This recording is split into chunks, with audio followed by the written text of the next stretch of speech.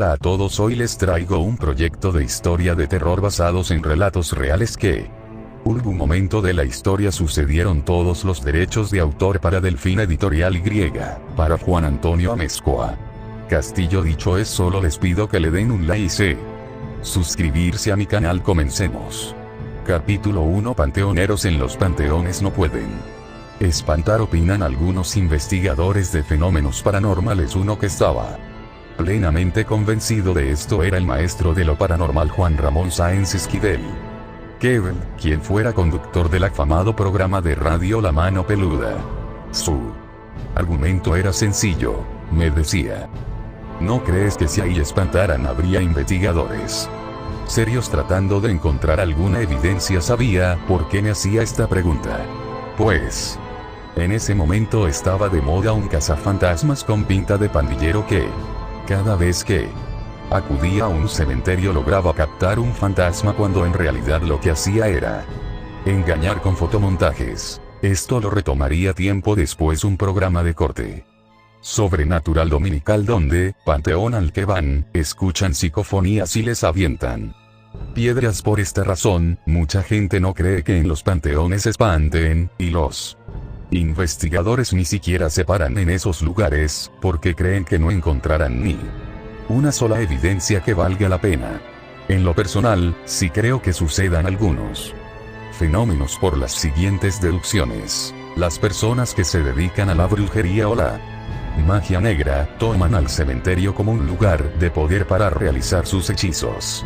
Muchos utilizan tierra de panteón o bien, entierran ahí mismo sus trabajos. También practican ritos satánicos sacrificando animales o, en el peor de los casos, a niños recién nacidos. Todo esto impregna el camposanto de energías negativas, o podemos llamarlos demonios, y se hacen sentir ante la presencia de los vivos. La otra posibilidad es que la gente que fue enterrada en ese lugar, realmente no esté descansando en paz por diversas causas. ¿Cómo saberlo? Es un misterio. Pero, sin duda, los que pueden asegurar o desmentir esto son precisamente los sepultureros, que es gente que pasa la mayor parte del día o toda la noche en ese lugar.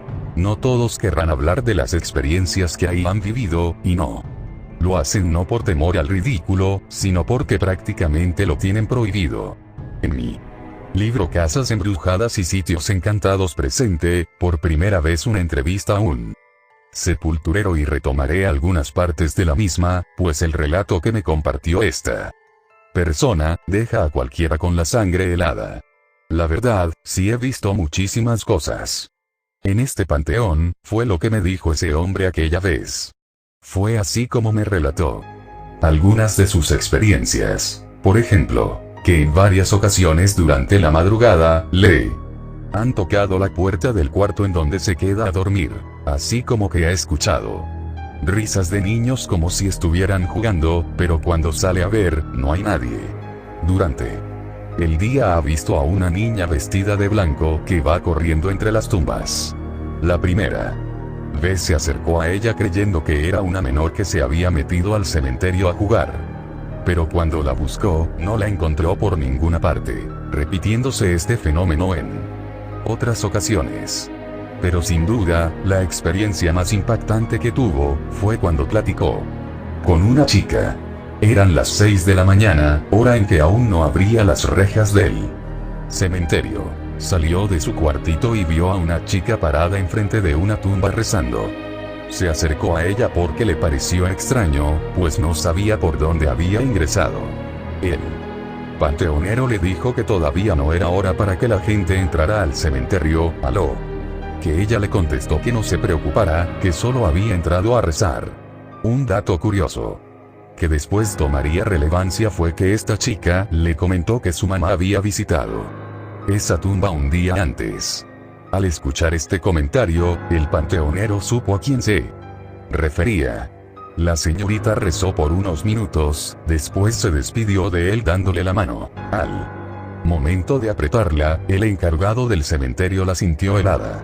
El panteonero le dio la espalda solo un instante y descubrió que ella había desaparecido, aun cuando es Imposible recorrer 3 metros, la distancia de la casa donde se queda el panteonero a la salida, en un segundo. Finalmente, él lo tomó como una mala pasada de la mente. Varios días después, la señora regresó al panteón y el sepulturero la reconoció de inmediato. Le dijo que una de sus hijas había venido a visitar la tumba. La señora se sorprendió al escuchar esto y le dijo que no era posible, pues sus hijas siempre la acompañaban. En ese momento iba acompañada de 2 de ellas. El panteonero insistió y le dijo que la señorita que había venido era muy parecida a ellas, pero se veía mayor. Fue entonces cuando la señora le informó que se trataba de su hija que estaba ahí enterrada. La razón principal por la cual los panteoneros no hablan de este tipo de experiencias es por temor a perder sus empleos. Antes había un encargado que le decía a los visitantes que ahí espantaban y la gente ya no regresaba.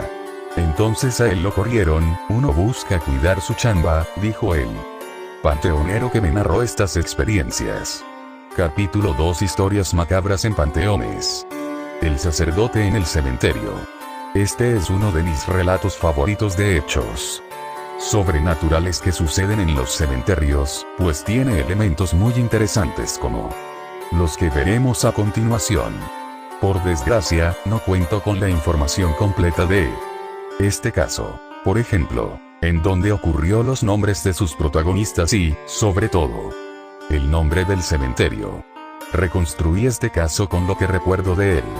Tendría 10 años cuando me lo contó una señora amiga de mi madre, de la cual, por desgracia, perdimos contacto, y desconozco si ella aún vive, pero, en resumen, esto fue lo que nos narró. Mi tía acompañó a una de sus amigas del trabajo a visitar la tumba de su hermano en un cementerio de Querétaro, porque ella era originaria de aquel estado de la República.